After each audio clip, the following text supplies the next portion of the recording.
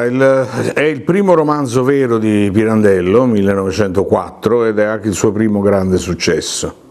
E si presta a un'interpretazione teatrale. La riduzione è di Marco Tullio Giordana e mia, e Marco Tullio ha curato anche la regia e io sono il protagonista. È un romanzo di deformazione, come l'ha definito Mazzacurati, ed è anche l'inizio della stagione degli antieroi, che poi proseguirà con La coscienza di Zeno, con Zeno che si definisce inetto a tutto, come in realtà inetto a tutto è Mattia Pascal.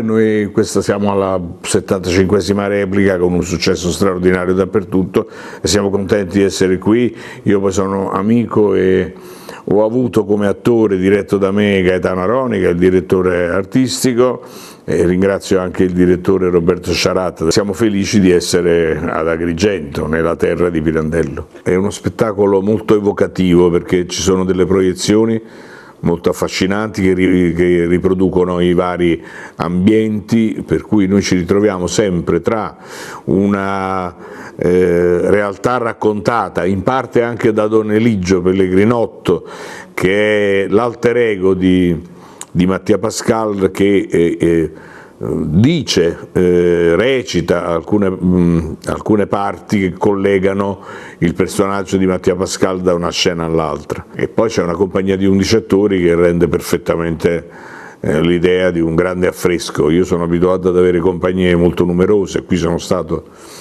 appunto con grande successo sia con il Filomena Marturano, con la regia di Liliana Cavani, e poi anche col piacere dell'onestà, sempre con la regia di Liliana Cavani.